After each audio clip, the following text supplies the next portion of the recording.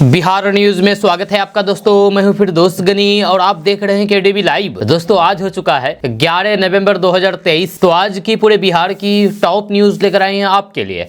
दोस्तों वीडियो शुरू करने से पहले आपको बता दें कि अगर आप नए आए हैं इस चैनल पर तो फिर चैनल को सब्सक्राइब करके बेल आइकन को प्रेस कर दीजिए और साथ ही वीडियो को लाइक कर दीजिए, अपने दोस्तों के साथ शेयर भी कीजिए। तो चलिए शुरू करते हैं आज की पूरे बिहार की टॉप न्यूज। दोस्तों आज बिहार न्यूज की शुरुआत टॉप हेडलाइन के साथ करते हैं। तो बात करते हैं कि यूट्यूबर मनीष कश्यप को मिली जमानत। तमिलनाडु के केस में बेल से पहली राहत। मदुरै कोर्ट ने एनएस से भी हटाया। नौकरी दिलाने के नाम पर नेपाली महिला से 70 लाख रुपए की ठगी। आरोपित ने जान से मारने की दी धमकी। बिहार में छठ घाटों पर कहीं गंदगी तो कहीं जलकुंभी का डेरा। व्रतियों में रोष, कब होगी साफ सफाई। खान सर पर लगा 5 लाख रुपए का जुर्माना। बरहा चरा करके दावे करने का आरोप। बिहार के 80% लोग दिन के 100 रुपए भी नहीं कमाते हैं। प्रशांत किशोर का बड़ा हमला। बिहार के छठ घाटों पर बच्चों को पिलाई जाएगी पोलियो की दवा। बिहार के भूमिहीन गरीबों को नीतीश कुमार ने दिया दिवाली का तोहफा। जमीन खरीदने के लिए सरकार अब देगी इतने रुपए। दिवाली छठ पर स्कूलों में कितने दिनों की होगी छुट्टी। शिक्षा विभाग ने जारी की हॉलीडे लिस्ट। फटाफट करे चेक। बिहार में स्कूलों से कटे गए 22 लाख से ज्यादा बच्चों के नाम। फिर से रजिस्ट्रेशन शुरू। जाने क्या है प्रक्रिया। बच्चों की थाली से फल और अंडा गायब। मिड डे मील के नाम पर सिर्फ आलू सोयाबीन की सब्जी और चावल।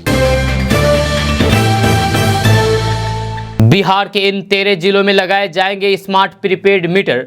एसबीपीडीसीएल ने इंटेली स्मार्ट के साथ किया एग्रीमेंट। सरकार की लाठियों से घायल आंगनबाड़ी सेविकाओं सहायिकाओं के मददगार बने पप्पू यादव।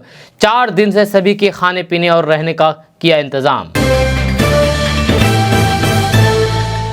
मांझी पर आपाक होकर के नीतीश ने किया दलितों का अपमान। सुशील मोदी बोले उनकी मानसिक स्थिति हो गई है खराब। बिहार के कृषि मंत्री कुमार सर्वजीत ने की लालू प्रसाद यादव को दूसरे अंबेडकर की उपाधि देने की मांग। नीतीश कुमार को दिया जा रहा है जहर, बोले जीतन राम मांझी। सीएम को खाने में जानबूझ करके जहरीला खिलाया जा रहा है पदार्थ। आरक्षण संशोधन बिल पर बिहार सरकार के साथ है चिराग पासवान। सीएम नीतीश कुमार को याद दिलाया मराठा मुद्दा। बिहार में लू का पारा। पटना बक्सर समेत इन जिलों में बढ़ेगी ठंड। बिहार में नहीं थम रहा है डेंगू का प्रकोप। पटना में फिर मिले 100 से अधिक मरीज। जाने संक्रमण का ताजा अपडेट। दिवाली पर वन विभाग के 2187 कर्मियों को सरकार का तोहफा। मिलेगा रुका हुआ मानदेय। बिहार में आरक्षण बढ़ाने में नीतीश सरकार के फैसले को दी जा सकती है सुप्रीम कोर्ट में चुनौती। जाने क्या है कानून। भागलपुर में फर्जी कंपनी ने महिलाओं को लगाया लाखों का चूना। पैसे लेकर के फरार हुए ठग तो मचा बवाल। यदि ग्रामीण इलाकों में पढ़ाना नहीं है तो दे रिजाइन। टीचर के सवाल पर गर्म हुए के पाठक। कहा गांव के सरकारी स्कूलों को बनाए प्राइवेट जैसा। छठ बाद तेजस्वी बिहार के बनेंगे सीएम। लड्डू फेंकने के आरोप को लेकर के आरजेडी और बीजेपी आमने सामने। क्या मिठाइयों की भी होती है एक्सपायरी डेट। जानिए यहां से कि आखिर कितने दिन तक रह सकती है मिठाई और कितने दिन तक खाई जा सकती है। दिवाली और छठ पूजा में गड़बड़ी करने वालों की खैर नहीं। बिहार पुलिस ने की बड़ी तैयारी। कई शहरों की हवा खराब, पटना में AQI 400 पार, दीपावली बाद बढ़ेगी धुंध। सुशासन बाबू के दावे की फिर खुली पोल, अब मिड डे मील में फर्जीवाड़ा, जाने पूरा मामला। एक गलती से बंद हो गए 11.5 करोड़ पैन कार्ड, आप भी चेक कर लें अपने पैन का स्टेटस। बिहार से बाहर रहकर के 46 लाख लोग कर रहे हैं रोजगार, डाटा आया है सामने, कर देगी आपको हैरान। दोस्तों अब बात करेंगे विस्तार से। तो सबसे पहले बात करते हैं कि यूट्यूबर मनीष कश्यप को बड़ी राहत मिली है। जहां समाचार चैनलों की रिपोर्ट्स के मुताबिक मदुरै कोर्ट ने त्रिपुरारी कुमार उर्फ मनीष कश्यप की जमानत अर्जी को मंजूर कर लिया है। इसके साथ ही मनीष कश्यप पर लगाए गए NSA की धाराओं को भी हटा दिया गया है। मनीष कश्यप के समर्थकों और फिर परिवार वालों में इससे काफ़ी खुशी की देखी जा रही है।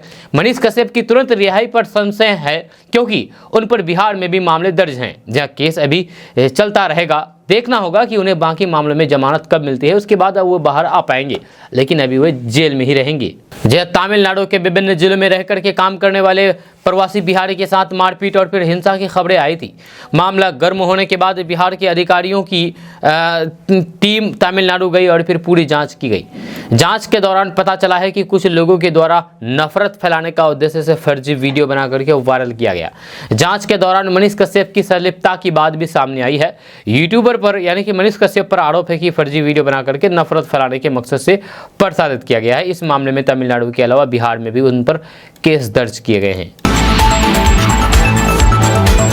दोस्तों बात करते हैं कि देश में 11.5 करोड़ पैन कार्ड सरकार ने बंद कर दिए हैं।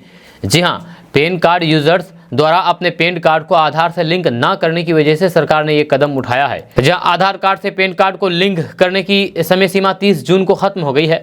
जहां समय सीमा बीतने के बाद सरकार ने यह सख्त कार्रवाई की है। जब भारत में इस समय पैन कार्ड की संख्या 70 करोड़ है, इनमें से करीब 57 करोड़ लोगों ने पैन कार्ड को आधार से लिंक कर लिया है। अगर आपने भी आधार कार्ड को अब तक पैन कार्ड से लिंक नहीं करवाया है, तो फिर हो सकता है कि आप भी सरकार के इस सख्त एक्शन की चपेट में आ गए हों। आधार से पैन को अब भी जोड़ा जा सकता है, लेकिन इसके लिए अब भारी जुर्माना भी आपको देना पड़ेगा। आपको बता दूं कि नया पैन कार्ड बनवाने के लिए 100 रुपए से कम फीस है, लेकिन पैन कार्ड आधार से लिंक करके इसे रिएक्टिव करने पर सरकार 1000 रुपए जुर्माना वसूल रही है। हालांकि अब जो नए पैन कार्ड बन रहे हैं उन्हें हाथों हाथ ही आधार से लिंक कर दिया जा रहा है, और जो पहले पैन कार्ड बनाए हैं, जिसका आधार से पैन कार्ड नहीं बना है, उसको पैन कार्ड से आधार कार्ड को लिंक करना पड़ेगा, और जो आधार कार्ड से ही पैन कार्ड बनाए हैं उनको लिंक करने की कोई ज़रूरत नहीं है, क्योंकि उनका ऑलरेडी लिंक होकर ही आपके पास पैन कार्ड पहुंचता है। दोस्तों बात करते हैं कि बिहार में शिक्षक बनने की चाहत रखने वाले युवाओं के लिए अच्छी खबर सामने आ रही है। ताज़ा रिपोर्ट के मुताबिक बिहार में अब हर साल शिक्षक भर्ती परीक्षा आयोजित की जाएगी। इसको लेकर के विभाग के स्तर पर तैयारियां की जा रही है। खबर के अनुसार बिहार में पहले चरण के तहत 1,70,000 पदों पर टीचर की वैकेंसी निकाली गई थी। वहीं दूसरे चरण के तहत 70,000 टीचरों की भर्ती निकाली गई है। इसके लिए बिहार लोक सेवा आयोग यानी कि BPSC के द्वारा आवेदन लिया जा रहा है। वहीं अब खबर सामने आ रही है कि बिहार में अब हर साल टीचर की वैकेंसी निकाली जाएगी। इसके लिए अगस्त महीने में एग्जाम का आयोजन किया जाएगा। CTET, BEd, DLEd आदि पास युवाओं को टीचर बनने का मौका मिलेगा। इसकी योजना तैयार की जा रही है। दोस्तों बिहार के सुशासन बाबू के दावों की एक बार फिर से पोल खुल गई है। अब मिड डे मील में फर्जीवाड़ा का मामला सामने आया है। आपको बता दें कि बिहार के सरकारी स्कूलों में शिक्षा व्यवस्था दुरुस्त करने के लिए सरकार तरह तरह की योजनाओं पर काम कर रही है। आए दिन नए नए नियम लागू हो रहे हैं ताकि विद्यालय में छात्रों की मौजूदगी बनी रहे, छात्र रोजाना स्कूल आए। इसलिए बच्चों के लिए मध्याह्न भोजन की भी व्यवस्था की गई है, यानी कि मिड डे मील की व्यवस्था की गई है। बिहार सरकार का दावा है कि बिहार के हर एक जिले के सरकारी स्कूलों में मध्याह्न भोजन पर हर महीने लाखों रुपए खर्च किए जा रहे हैं। बिहार के सभी जिलों के स्कूलों में मध्याह्न भोजन के लिए हर महीने करोड़ों रुपए की राशि भेजी जाती है। केंद्र सरकार का यह दावा जमीनी तौर पर खोखला साबित हो रहा है। एक रिपोर्ट के मुताबिक यह हकीकत कुछ और ही सामने आई है। बिहार के ज्यादातर जिलों में मध्याह्न भोजन के लिए जुलाई के बाद से आज तक सामग्री और फिर अन्य चीजों के लिए नीतीश सरकार की तरफ से राशि नहीं भेजी गई है। नाम न छापने की शर्त पर स्कूल प्रबंधक के आला अधिकारी ने बताया है कि सरकार की तरफ से पैसा नहीं मिलने के बाद भी करीब 4 महीने से उधार लेकर के बच्चों को मध्याह्न भोजन करवा रहे हैं। आलम यह हो गया है कि लाखों रुपए का कर्ज हो गया है। वेंडर ने शाम गाड़ी देने से इनकार कर दिया है। गैस सिलेंडर भरवाने तक के पैसे नहीं बचे हैं। शिक्षा विभाग के आला अधिकारियों के साथ शिक्षा व्यवस्था पर वीडियो कॉन्फ्रेंसिंग होती है। स्कूल के प्रतिनिधियों से शिक्षा संबंधित और अन्य मसलों पर जवाब पूछा जाता है। वहीं जब स्कूल से जुड़ी हुई समस्या मध्याह्न भोजन, स्मार्ट क्लास आदि की व्यवस्था पर बोलते हैं तो फिर अनुशासनहीनता बताते हुए कार्रवाई की जाती है। जब एक प्रधानाचार्य ने मध्याह्न भोजन संबंधित शिकायत की तो फिर उसी पर कार्रवाई हो गई। इसीलिए कोई भी स्कूल वाले इस पर खुल करके बात नहीं कर रहे हैं। दोस्तों बात करते हैं कि आने वाले दीपावली और फिर छठ महापर्व के साथ साथ अन्य त्योहारों में गड़बड़ी करने वालों की खैर नहीं है। जब बिहार पुलिस ने इससे निपटने के लिए बड़ी तैयारी की है। त्योहारों में विधि व्यवस्था बनी रहे और फिर त्यौहार को कैसे सुरक्षित तरीके से मनाया जाए, इसकी पूरी व्यवस्था पुलिस विभाग ने की है। आगामी 15 दिनों के लिए पूरे राज्य में यानी कि पूरे बिहार में बड़ी संख्या में पुलिस बलों की तैनाती की गई है, जबकि सोशल मीडिया पर भी पुलिस की पैनी नजर रहेगी। पुलिस मुख्यालय के एडीजी जितेंद्र सिंह गंगवार ने बताया है कि त्योहारों को देखते हुए आगामी 15 दिनों के लिए सिपाहियों के 24 कंपनी बल तैनात किए गए हैं। करीब 13,000 पुलिस बल की तैनाती की गई है। या इसके अलावा होमगार्ड को भी लगाया गया है। छठ पर्व पर भीड़ नियंत्रण करने को लेकर के ट्रैफिक व्यवस्था और फिर गोताखोरों की व्यवस्था के साथ साथ साफ सफाई की व्यवस्था को भी निर्देश दिए गए हैं। जब काली पूजा और लक्ष्मी पूजा के अवसर पर करीब 5,000 मूर्ति स्थापित की जाती है। मूर्तियों के विसर्जन को लेकर भी पुलिस बल को तैनाती कर दी गई है। दोस्तों बात करेंगे कि बिहार में दीपावली के बाद धुंध में बढ़ोतरी के आसार हैं। जहां मौसम विभाग के मुताबिक विभिन्न जिलों के तापमान में उतार चढ़ाव जारी है। बीते 24 घंटे के भीतर पटना समेत 18 शहरों के तापमान में गिरावट देखी गई है। यह वहीं बिहार के कई शहरों की वायु गुणवत्ता चिंताजनक स्थिति में है। यह प्रदूषण बढ़ने के चलते एयर क्वालिटी इंडेक्स यानी कि वायु गुणवत्ता सूचकांक 400 के आसपास पहुंच गया है। इसे खतरनाक श्रेणी में माना जाता है। मौसम विभाग के अनुसार आज उत्तर पूर्व और फिर दक्षिण भागों के न्यूनतम तापमान में 2 डिग्री सेल्सियस की गिरावट आने के साथ साथ ठंड में अधिक बढ़ोतरी की संभावना है। यह पटना सहित बिहार का मौसम शुष्क बना हुआ है। जब पटना सहित 13 शहरों के अधिकतम तापमान में आंशिक वृद्धि हुई, जबकि 18 जिलों के तापमान में कमी दर्ज की गई है। बिहार के विभिन्न शहरों की हवा चिंताजनक बनी हुई है। दोस्तों जन सुराज पदयात्रा के सूत्रधार प्रशांत किशोर ने बिहार सरकार की ओर से पेश किए गए जातिगत जनगणना की आर्थिक रिपोर्ट के आंकड़े को फर्जी बताते हुए कहा कि मैं पदयात्रा करते समय रोज अपनी सभा में कहता हूं कि बिहार में 80% लोग यानी कि 100 में से 80 आदमी दिन में 100 रुपये भी नहीं कमाते हैं। सरकार ने जो आंकड़े जारी किए हैं वे जनता को बेवकूफ बनाने वाली बात है। हाउस होल्डिंग कम है, ये इंडिविजुअल इनकम नहीं है। वर्ल्ड बैंक के आंकड़े उठा करके देख लीजिए, 80% बिहार के लोग दिन का 100 रुपये भी नहीं कमाते हैं। ये जानने के लिए नीतीश कुमार के सर्वे की रिपोर्ट को देखने की जरूरत नहीं है। इंटरनेट पर यह डेटा पड़ा हुआ है। दुनिया के जो सबसे ऑथेंटिक डेटा सोर्स है वो इस सच्चाई को बता रहे हैं। यह नीतीश कुमार की फर्जी डेटा और फिर क्लेम को पढ़ने की जरूरत नहीं है, यह कहना है प्रशांत किशोर का। साथ ही प्रशांत किशोर ने बिहार के नेताओं की पोल खोलते हुए कहा कि कुछ लोग कहते हैं कि भैया दिन की मजदूरी 300 रुपये है तो फिर 100 रुपये कैसे। मान लीजिए कि किसी परिवार में एक आदमी को मजदूरी मिली 300 रुपये और फिर उस परिवार में 5 सदस्य हैं तो फिर हर सदस्य के दिन में पड़ा 60 रुपये। इतना ही नहीं, आदमी को महीने में सिर्फ 15 दिन मजदूरी मिली तो फिर एक व्यक्ति के प्रति व्यक्ति आय मात्र 30 रुपये हुई। जब यहाँ के आदमी को समझ ही नहीं है तो फिर क्या कहा जाए। बिहार में नेता वही है जिसे ना भाषा का ज्ञान है ना ही विषय का ज्ञान हो। जो शर्ट के ऊपर गंजी पहने उसी को समाज जमीनी नेता मानते हैं। जो जीवन में कभी स्कूल नहीं गया, फेल हुआ, सबसे पिछली बेंच पर बैठा, वही यहाँ का नेता बना हुआ है। विडंबना देखिए कि वही बताता है कि विकास हो रहा है। नेता को भले विकास में हर सही और फिर दीर्घई की मात्रा लिखना ना आता हो, मगर वे विकास पर लंबा चौड़ा भाषण दे रहे हैं। ये कहना है प्रशांत किशोर का, जो नीतीश सरकार पर जम करके वार किया है। दोस्तों बात करेंगे कि बिहार में रहने वाले लोगों के लिए बड़ी खबर सामने आ रही है। ताज़ा रिपोर्ट्स के मुताबिक बिहार में पछुआ हवा का प्रभाव बढ़ रहा है, जिसके कारण बिहार के तापमान में लगातार गिरावट देखने को मिल रही है, जिससे ठंड में बढ़ोतरी होने के आसार हैं। खबर के अनुसार अगले 2 से 3 दिनों तक पछुआ के कारण सुबह शाम सिरहन की स्थिति बन रही है। वहीं 13 नवंबर के बाद न्यूनतम तापमान में गिरावट से आने से ठंड में आंशिक रूप से वृद्धि की संभावना है। इसलिए आप ठंड से बचने की तैयारी कर लें। आपको बता दें कि पिछले 24 घंटे के अंदर पटना के साथ साथ गया, पूर्णिया, बक्सर, आरा, नालंदा, औरंगाबाद, कैमूर समेत कई जिलों के तापमान में 2 से 3 डिग्री तक की गिरावट दर्ज की गई है, जिससे इन जिलों के लोगों को रात में ठंड का एहसास हो रहा है। मौसम वैज्ञानिकों की माने तो बिहार में दीपावली के बाद ठंड बढ़ने के आसार हैं, वही धुंध का प्रभाव भी बढ़ेगा। साथ ही साथ ग्रामीण भागों में हल्के कोहरे का प्रभाव बना रहेगा। ऐसे में सुबह के समय वाहन चलाने वालों को विशेष सावधानी बरतने की जरूरत है। दोस्तों, बिहार की राजधानी पटना में डेंगू के फिर से 100 से अधिक मरीज मिले हैं। यह बिहार में डेंगू का प्रकोप लगातार जारी है। मुजफ्फरपुर से लेकर के भागलपुर में डेंगू ने लोगों को परेशान कर दिया है। पटना में डेंगू के 123 नए मरीज पाए गए हैं। यह इसके साथ ही जिले में डेंगू मरीजों की संख्या बढ़कर के 7664 हो गई है। यह सबसे अधिक पाटलिपुत्र अंचल में 41, बांकीपुर में 26, अजीमाबाद में 11, न्यू राजधानी अंचल में 18 नए मरीज मिले हैं। मुजफ्फरपुर जिले में भी फिर से डेंगू के 9 मरीज मिले हैं। यह इसमें 1 कांटी, 4 मुसड़ी, 2 औराई और फिर 2 शहरी क्षेत्र की हैं। इस तरह जिले में अब तक मिले मरीजों की संख्या 482 हो गई है। इनमें 4 मरीजों की जान जा चुकी है। जब पिछले 1.5 महीने में जिले में डेंगू का प्रकोप लगातार जारी है। डेंगू के प्रसार को रोकने के लिए स्वास्थ्य विभाग लगातार फॉगिंग और फिर टेमाफोस दवाओं का छिड़काव कर रहा है। दोस्तों, बात करते हैं कि बिहार में नीतीश को जहरीले पदार्थ दिया जा रहा है। उनके खाने में जानबूझ करके जहरीले पदार्थ दिया जा रहा है। इस वजह से वे जो भी मन में आ रहा है वो बोल रहे हैं। उन्हें भी नहीं मालूम है कि वे क्या बोल रहे हैं। इसकी जांच होनी चाहिए। आज जिस तरीके से संविधान की धज्जियां उड़ाई जा रही है, इसको लेकर के आंदोलन जारी रहेगा। इसको लेकर के हम लोग गृह मंत्री और राष्ट्रपति से भी मिलेंगे और फिर कहेंगे कि आज बिहार में जो स्थिति है उसे आप लोग बचा लें। तो दोस्तों, बात करते हैं कि बिहार के कृषि मंत्री कुमार सर्वजीत ने आज लालू प्रसाद यादव को दूसरे अंबेडकर की उपाधि देने की मांग कर दी है।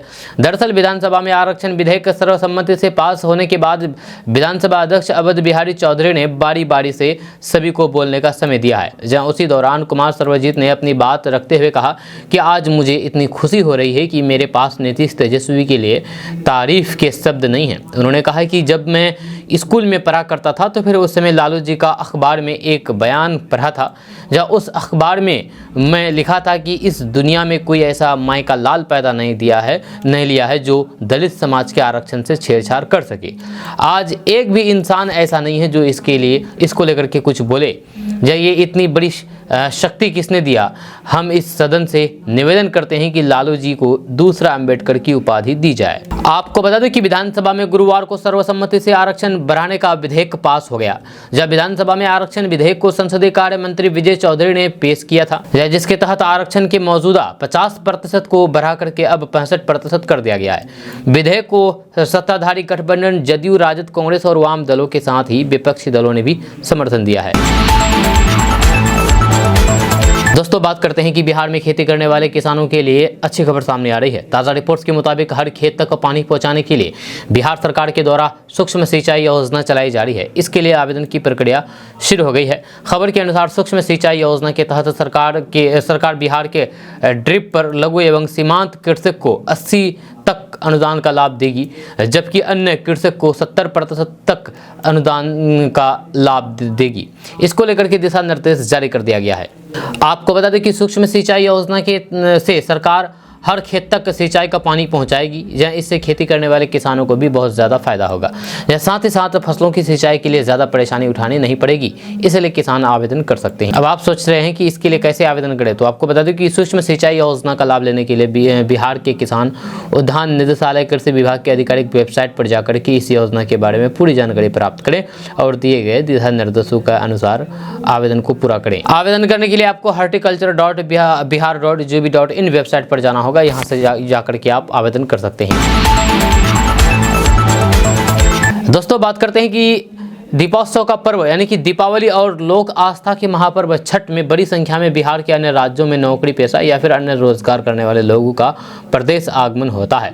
लिहाजा जिला सहित राज्य के यानी कि बिहार के अन्य हिस्सों में विशेष रूप से एहतियात के तौर पर सतर्कता बरती जा रही है। सिविल सर्जन डॉक्टर सागर दुलाल ने बताया है कि बाहरी राज्यों से लौट रहे परिवार के बच्चों को पोलियो की दवा पिलाने के उद्देश्य से जिले में विशेष अभियान संचालित किया जाएगा। इसके तहत दीपावली और फिर छठ के अवसर पर देश के विभिन्न हिस्सों में और फिर प्रदेश से आने जाने वाले 5 साल तक के सभी बच्चों को पोलियो से संक्रमण के खिलाफ जिले के रेलवे स्टेशन और फिर बस स्टैंड पर दवा पिलाई जाएगी।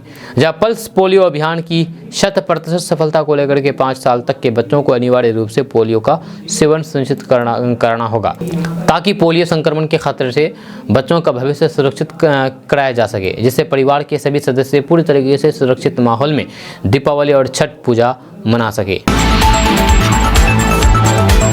दोस्तों, बात करेंगे कि जातिगत गणना के मुद्दे पर विपक्षी दलों के हमलों का सामना कर रही भारतीय जनता पार्टी यानी कि बीजेपी कुछ ही माह बाद होने जा रहे आम चुनाव 2024 से पहले अन्य पिछड़ा वर्ग यानी कि ओबीसी तक पहुंच बनाने का अभियान चलाने की तैयारी कर रही है।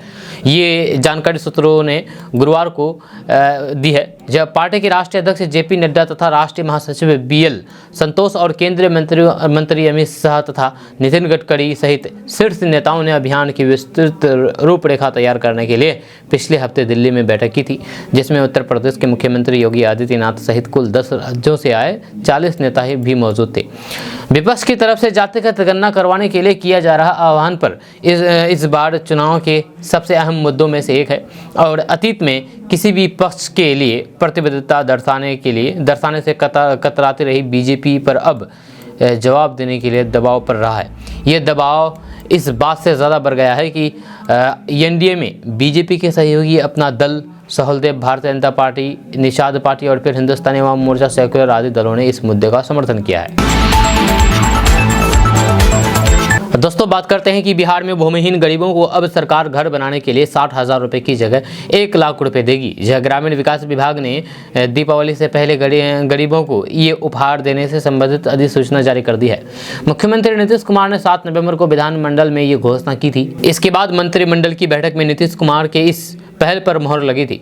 भूमिहीन लोग अब इस राशि से जमीन खरीद करके प्रधानमंत्री आवास योजना के तहत घर बना सकते हैं, यानी कि जिनके पास घर नहीं है, जमीन नहीं है, वे इस पैसे से जमीन खरीद करके प्रधानमंत्री आवास योजना के तहत आप घर बना सकते हैं उस जमीन पर। ये राशि राज्य सरकार की योजना मुख्यमंत्री आवास स्थल क्रय सहायता के तहत दी जाएगी। मुख्यमंत्री आवास स्थल क्रय सहायता योजना के तहत वैसे भूमिहीन लोगों को लाभ दिया जाएगा जिनका नाम प्रधानमंत्री आवास योजना की प्रतीक्षा सूची में है, लेकिन उनके पास अपनी भूमि नहीं है, यानी कि अपनी जमीन नहीं है। इस योजना के तहत प्रधानमंत्री आवास योजना की प्रतीक्षा सूची में शामिल अनुसूचित जाति, अनुसूचित जनजाति एवं अति पिछड़ा वर्ग के वासहीन परिवारों को वास भूमि क्रय के लिए राशि उपलब्ध कराई जाएगी।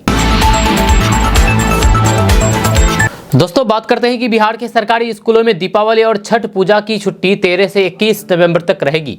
वहीं प्राइवेट स्कूलों ने 11 से 21 नवंबर तक छुट्टी घोषित किया है। वहीं पर केंद्रीय विद्यालयों में दीपावली की छुट्टी 10 से 13 नवंबर तक रहेगी। इसके बाद एक दिन यानी कि 14 नवंबर को स्कूल खुलेगा, जब फिर 15 नवंबर को भाई दूज की एक दिन छुट्टी रहेगी। केंद्रीय विद्यालय में छठ पूजा की छुट्टी 18 से 20 नवंबर तक रहेगी। शहर के अधिकतर स्कूल दीपावली और छठ की छुट्टी के बाद 22 नवंबर को खुलेंगे।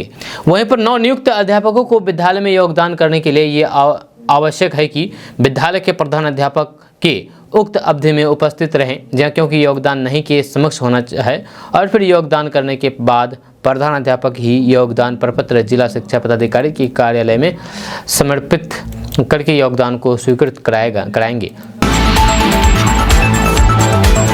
दोस्तों, बात करते हैं कि बिहार की स्कूली शिक्षा एक बार फिर से चर्चा में है, जब बिहार के सरकारी स्कूलों में कक्षा 1 से 12 तक के 22,73,000 छात्रों का नाम स्कूल से काट दिया गया है।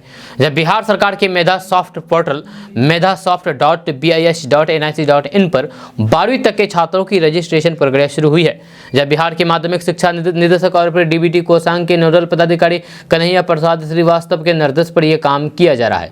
बिहार शिक्षा विभाग की तरफ से स्कूलों में अनुपस्थिति को ध्यान में रखते हुए छात्रों के नाम काटे गए थे। जब ऑफिशियल नोटिस के अनुसार जुलाई माह में स्कूलों में बिना किसी नोटिस के अनुपस्थित रहने वाले छात्रों के नाम काटे जा रहे हैं। अब तक 22,77,606 बच्चों के नाम काट दिए जा चुके हैं। जब बिहार के सरकारी स्कूलों में पढ़ने वाले बच्चों के नाम काटे गए हैं। कक्षा 1 से 8वीं तक के 18,63,000 छात्रों के नाम काटे गए थे। रजिस्ट्रेशन रद्द करने की कार्रवाई जिला से विभाग के अपर मुख्य सचिव के पाठक के निर्देश के बाद हुई थी। आपको बता दें कि कक्षा 9वीं से 12वीं तक के 4 लाख के अधिक छात्रों के नाम काटे गए हैं।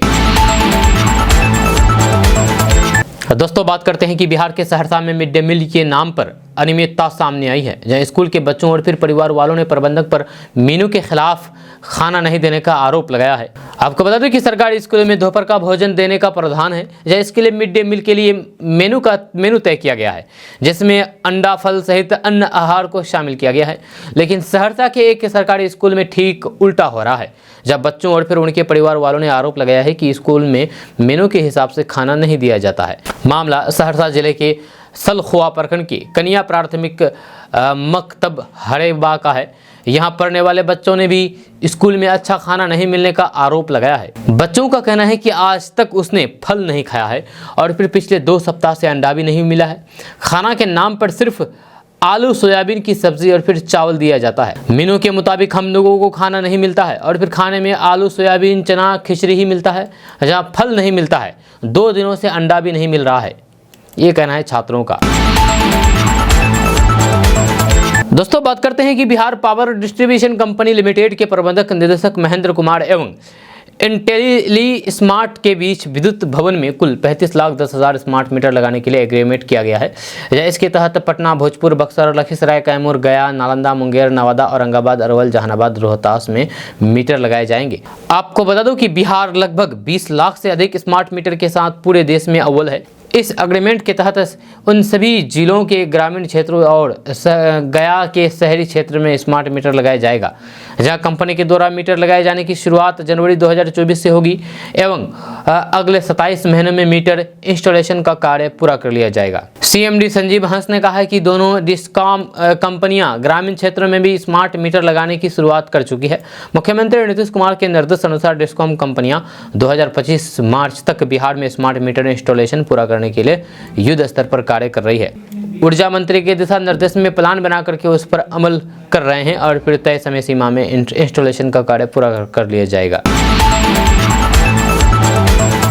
दोस्तों बात करेंगे कि राजधानी पटना में पिछले 4 दिन से अपनी मांगों को लेकर के जुटी हजारों आंगनबाड़ी सहायिकाओं और फिर सेविकाओं का दुख सुनने की जगह सरकार उन पर लाठियां बरसा रही है। जब वहीं दूसरी तरफ इन महिलाओं के लिए पप्पू यादव एक बार फिर से सामने आ गए हैं। जी हां, जन अधिकार पार्टी के नेता पप्पू यादव न सिर्फ इन आंगनबाड़ी सहायिकाओं और सेविकाओं के लिए 4 दिन से भोजन की व्यवस्था कर रहे हैं, बल्कि उनके रहने का भी इंतजाम किए गए हैं। पप्पू यादव की तरफ से की गई इस व्यवस्था के बाद महिलाएं भी खुश नजर आ रही है। आमतौर पर सीएम का समर्थन करने वाले पप्पू यादव आंगनबाड़ी कर्मियों के साथ जिस तरीके का व्यवहार किया गया है उसको लेकर के वे बेहद नाराज नजर आए। जब सरकार पर हमलावर होते हुए पप्पू यादव ने कहा कि ये लोग अपने अधिकार की मांग कर रहे थे, लेकिन सरकार उन पर लाठियां बरसा रही है, जो उन पर अत्याचार किया जा रहा है, जबकि सरकार को चाहिए था कि उनकी बातों को सुने, उनकी क्या मांगे हैं और उस समस्या का निदान कैसे हो इस पर ध्यान देना चाहिए, ना कि उस पर लाठीचार्ज किया जाना चाहिए। पप्पू यादव ने कहा है कि कोसी सीमांचल में पहले ही घोषणा कर दिया गया था, आपके रहने खाने की व्यवस्था हम करेंगे। वहीं आंगनबाड़ी सेविकाओं ने कहा कि सरकार हमें मार रही थी, लेकिन पप्पू यादव हमारा पेट भर रहे हैं। जब उन्होंने कहा कि नेता पप्पू यादव जैसा होना चाहिए, तेजस्वी यादव जैसा नहीं। यहाँ नीतीश कुमार ने जिस तरह से महिलाओं को लेकर के बयान दिया है, इससे सरकार का महिला विरोधी चेहरा साफ हो गया है। वही महिलाओं का सम्मान नहीं बल्कि उन्हें अपमानित कर रहे हैं। अब ये तय है कि आने वाले चुनाव में नीतीश की वापसी नहीं होगी। दोस्तों बिहार के पूर्व उप मुख्यमंत्री सुशील कुमार मोदी ने कहा है कि नीतीश कुमार ने पूर्व मुख्यमंत्री जीतन राम मांझी के लिए जिस तरह से विधानसभा में आपा खो करके तुम ताम किया, उससे साफ है कि उनकी मानसिक स्थिति ठीक नहीं है। मुख्यमंत्री की कुर्सी अब आराम करनी चाहिए। उन्होंने कहा है कि गुरुवार को सदन में जिस तरह का व्यवहार नीतीश का था, उससे ये साफ है कि अब नीतीश मुख्यमंत्री जैसे संवैधानिक पद पर बने रहने के लायक नहीं है। एक मित्र के नाते सलाह है कि अब नीतीश कुमार को अपने उत्तराधिकारी तेजस्वी यादव को मुख्यमंत्री की कुर्सी सौंप करके आराम करनी चाहिए। उन्होंने कहा है कि नीतीश कुमार ने उम्र में अपने से 10 साल बड़े मांझी के लिए जिन आपत्तिजनक शब्दों का प्रयोग आंखें तरेरते हुए किया है, वैसे यदि वे सदन के बाहर करते तो फिर उन पर दलित उत्पीड़न का मुकदमा दर्ज होता। यदि जीतन राम मांझी किसी दूसरे समुदाय के होते तो फिर नीतीश कुमार ऐसी गाली गलौज वाली भाषा के उपयोग का साहस नहीं करते। दोस्तों बात करेंगे कि मुख्यमंत्री नीतीश कुमार के द्वारा महिलाओं को लेकर के विधानसभा में दिए गए बयान की पूरे देश में निंदा हो रही है। उन पर आरोप लग रहे हैं कि उन्होंने मर्यादा की सारी हदें पार कर दी है। ऐसा बयान दिया है जिससे पूरा राज्य शर्मसार हो गया है। वहीं महागठबंधन के साथ ही उनका बचाव करते हुए नजर आ रहे हैं। डिप्टी सीएम और फिर आरजेडी नेता तेजस्वी यादव ने नीतीश का बचाव करते हुए कहा था कि वे आबादी कंट्रोल की बात कर रहे थे। नीतीश के बचाव करने पर डिप्टी सीएम तेजस्वी यादव भी सवालों के घेरे में आ गए हैं। आपको बता दूं कि नीतीश जब विधानसभा में बयान दे रहे थे तो फिर उनके पीछे बैठे डिप्टी सीएम तेजस्वी यादव हंस रहे थे। जब पत्रकारों ने उनसे इस मामले में सवाल पूछा तो फिर उन्होंने कहा कि नीतीश एजुकेशन की बात कर रहे थे। जब भी एजुकेशन की बात की जाती है तो फिर इस तरीके की भाषा का इस्तेमाल किया जाता है। इन सब के बारे में तो बच्चों को स्कूल में ही पढ़ाई जाती है। वे आबादी कंट्रोल की बात कर रहे थे नीतीश जी। तेजस्वी यादव के बयान पर जनसुराज के सूत्रधार और चुनावी रणनीतिकार प्रशांत किशोर ने सवाल खड़ा किया है। उन पर निशाना साधते हुए प्रशांत किशोर ने कहा कि तेजस्वी यादव किस स्कूल में गए हैं और किस स्कूल में उन्होंने इस एजुकेशन की पढ़ाई की है, ये बात सार्वजनिक करनी चाहिए। प्रशांत किशोर ने आगे कहा है कि बिहार की जनता जानना चाहती है कि तेजस्वी 9वीं क्लास भी पास नहीं किया तो फिर वे किस स्कूल में गए और कहां इस एजुकेशन की पढ़ाई की है। तेजस्वी के बयान से उनके ज्ञान का भी प्रदर्शन हो रहा है। प्रशांत किशोर ने कहा है कि स्कूलों में इस तरह की एजुकेशन नहीं पढ़ाया जाता है, उस भाषा और फिर इतनी वल्गैरिटी के साथ तो कतई नहीं बताया जाता है। तेजस्वी यादव पर तर्ज कसते हुए प्रशांत किशोर ने कहा है कि उनकी ही पार्टी के नेता राज्य में शिक्षा मंत्री हैं तो फिर यहाँ के सिलेबस में एजुकेशन को शामिल किया जाना चाहिए, इस एजुकेशन को शामिल किया जाना चाहिए। तेजस्वी यादव भी घर घर जाकर के इस एजुकेशन को दें तो फिर पता चलेगा कि पब्लिक कैसे रिएक्ट करती है।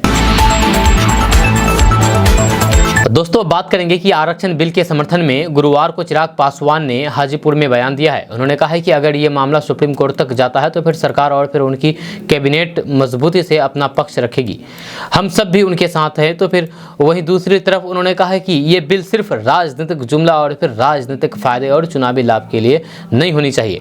चिराग पासवान ने नीतीश कुमार को याद दिलाया है कि महाराष्ट्र के मराठा आरक्षण जो न्यायिक प्रक्रिया में लंबित है या बिहार में आरक्षण 50% से 75% बढ़ाए जाने को लेकर के बिहार के विधान परिषद और फिर विधानसभा में बहस हो रही है। आरक्षण का दायरा बढ़ाई गई है, ये अच्छी बात है, लेकिन इसको इस तरीके से ना बढ़ाया जाए जो सिर्फ राजनीतिक जुमला और फिर राजनीतिक फायदे के लिए ना हो, राजनीतिक लाभ के लिए ये घोषणा बनकर के सिर्फ ना रह जाए। चिराग पासवान आरक्षण संशोधन बिल के समर्थन में दिख रहे हैं जहां, लेकिन आगे उन्होंने नीतीश सरकार और फिर उनकी कैबिनेट पर सवाल खड़ा किया है जहां उन्होंने साफ तौर पर कह दिया है कि अगर मामला सुप्रीम कोर्ट तक जाता है तो फिर मैं सरकार के साथ खड़ा रहूंगा। चिराग पासवान ने उदाहरण देते हुए कहा है कि देश के कई राज्यों में और राजनीतिक फायदे के लिए आरक्षण बढ़ाया गया जो विवादों में फंस करके रह गया है। उदाहरण के तौर पर चिराग पासवान महाराष्ट्र के मराठा आरक्षण बिल को याद दिलाया है। उन्होंने कहा है कि विवाद में फंस गया है ये बिल। दोस्तों बिहार में जब से शिक्षा विभाग की कमान के पाठक ने अपने कंधों पर ली है तब से वे आए दिन कोई ना कोई नया फरमान जारी करते रहते हैं। इतना ही नहीं, के पाठक अचानक से स्कूल कॉलेज का निरीक्षण करने भी पहुंच जा रहे हैं। इसी कड़ी में अब के पाठक अचानक से बेगूसराय के स्कूल में पहुंच गए और टीचरों की जमकर के क्लास लगाई और कई टीचरों को नौकरी से रिजाइन देने की बात कह दी है। दरअसल के पाठक लगातार स्कूलों का निरीक्षण कर रहे हैं और इसी दौरान वे जहां भी जिस तरह की कमियां नजर आती है उसे तुरंत दुरुस्त करने की सलाह और फिर आदेश देते हुए भी नजर आते हैं। इसके साथ ही के पाठक काम में कोताही बरतने वाले टीचरों को लेकर के कड़ा निर्देश देते हुए रहते रहे। इसी कड़ी में अब वो बेगूसराय पहुंचे जहां टीचरों को ग्रामीण इलाकों में नौकरी नहीं करने की बात पर रिजाइन देने की बात कह डाली है। के पाठक ने शिक्षकों को कहा कि यदि आप ग्रामीण क्षेत्रों में नहीं पढ़ा सकते हैं तो ये नौकरी आपके लिए नहीं है, आप अभी रिजाइन कर दें। इस दौरान के पाठक ने पहले ये पूछा है कि क्या आप नियोजित शिक्षक हैं, जिसके बाद शिक्षकों ने कहा कि नहीं हम परमानेंट शिक्षक हैं, जिस पर के पाठक ने कहा है कि अगले 5 साल में हमें सरकारी स्कूल को इस स्तर का चाहिए जहां लोग अपनी सुरक्षा से अपने बच्चे को पढ़ने भेज सके, प्राइवेट स्कूल का विकल्प सरकारी स्कूल बन सके। ऐसी शिक्षा की हमें उम्मीद है। उधर टीचरों के ग्रामीण इलाकों में पढ़ाने का माहौल नहीं मिलने और फिर सुविधा की कमी होने के सवालों को लेकर के पाठक ने दो टूक अंदाज में कहा कि आप लोग ग्रामीण क्षेत्र में ही पढ़ाना है आप लोगों को, क्योंकि ग्रामीण क्षेत्र के बच्चे आपका इंतज़ार कर रहे हैं। यदि आप लोग ग्रामीण स्कूलों में नहीं पढ़ा सकते हैं तो आप अभी रिजाइन दे दें, क्या दिक्कत है उसमें। दोस्तों, सरकार की ओर से किसानों की आर्थिक मदद के लिए प्रधानमंत्री किसान सम्मान निधि योजना चलाई जाती है। इस योजना के तहत किसानों के खाते में हर साल 6,000 रुपये की धनराशि भेजी जाती है। ये राशि 2-2 हज़ार रुपये की 3 किस्तों के रूप में भेजी जाती है। अब तक योजना के तहत 14 किस्त भेजी जा चुकी है। इस बार प्रधानमंत्री नरेंद्र मोदी 15 नवंबर को किसानों के खाते में पीएम किसान सम्मान निधि योजना के तहत 15वीं किस्त हस्तांतरित करेंगे। जो किसान भाई इस योजना के तहत लाभ पाना चाहते हैं वे कुछ स्टेप को फॉलो करते हुए पीएम किसान योजना से जुड़ सकते हैं। यानी कि अगर आप अभी तक पीएम किसान योजना के लिए अप्लाई नहीं किए तो आप आसानी के साथ पीएम किसान की ऑफिशियल वेबसाइट पर जाकर के इसके लिए अप्लाई कर सकते हैं। आपको बता दो कि किसान भाइयों को पीएम किसान योजना 15वीं किस्त का बेसब्री से इंतजार था, जो कि अब उनके बैंक अकाउंट में क्रेडिट होने जा रही है, यानी कि ट्रांसफ़र होने जा रही है। अगर किसी किसान भाई को योजना से जुड़ी हुई ज़्यादा जानकारी चाहिए तो फिर वह पीएम किसान -ICT@gov.in पर ईमेल भेज सकते हैं। इसके अलावा हेल्पलाइन नंबर है 155261 या फिर 1800-115526 या फिर तीसरा नंबर है 011-233-81092। इस पर भी आप संपर्क कर सकते हैं। दोस्तों, विधानसभा में आरजेडी ने बीजेपी पर आरोप लगाया है कि बीजेपी विधायक और मांझी गुरुवार को धरना पर बैठे थे। हम लोग उनके पास मिठाई लेकर के गए थे। जब इस दौरान बीजेपी विधायक ने हम लोगों को गालियां दी और धक्का मुक्की की। इस पर बीजेपी विधायक लखेंद्र पासवान ने शुक्रवार को कहा कि आरजेडी विधायक हम लोगों के पास आकर के कहे कि छठ पूजा के बाद तेजस्वी यादव बिहार के मुख्यमंत्री बनेंगे, इसलिए हम लोग लड्डू बांट रहे हैं और फिर जश्न मना रहे हैं। आप भी लड्डू खा लीजिए। गुस्से में मैंने लड्डू फेंक दिया। कल विधानसभा में आरक्षण संशोधन बिल पारित हुआ, जहां उसको लेकर के आरजेडी विधायक लड्डू नहीं बांट रहे थे। मैंने गाली आरजेडी विधायकों को नहीं दी। नीतीश ने में थोड़ी भी स्वाभिमान बचाए तो फिर इस्तीफा दें। लखेंद्र पासवान ने कहा है कि सीएम नीतीश कुमार महिलाओं पर विवादित बयान दिया, मांझी पर अमर्यादित टिप्पणी की। शांतिपूर्वक हम सभी लोग बीजेपी विधायक और फिर मांझी विधानसभा परिसर में धरना कर रहे थे। उसी दौरान आरजेडी विधायक मुकेश रोशन ने कहा कि कल विधानसभा में आरक्षण संशोधन बिल पारित हुआ है। हम सभी आरजेडी विधायक एक दूसरे को लड्डू खिला करके विधानसभा परिसर में अभी जश्न मना रहे थे। बीजेपी विधायक और फिर मांझी धरना पर बैठे थे। हम लोग उनके पास मिठाई लेकर के गए थे। इस दौरान विधायकों ने हम लोगों को गालियां दी और फिर धक्का मुक्की की। दोस्तों, आज का न्यूज़ बस यहाँ तक। कैसा लगा आपको नीचे कमेंट बॉक्स में कमेंट करके ज़रूर बताइएगा। अगर आप हमारे चैनल पर नए आए तो फिर चैनल को सब्सक्राइब करके बेल आइकन को प्रेस कर दीजिए और साथ ही वीडियो को लाइक कर दीजिए, अपने दोस्तों के साथ शेयर भी कीजिए। तो चलिए मिलते हैं फिर नेक्स्ट वीडियो के साथ। तब तक के लिए जय हिंद, जय बिहार।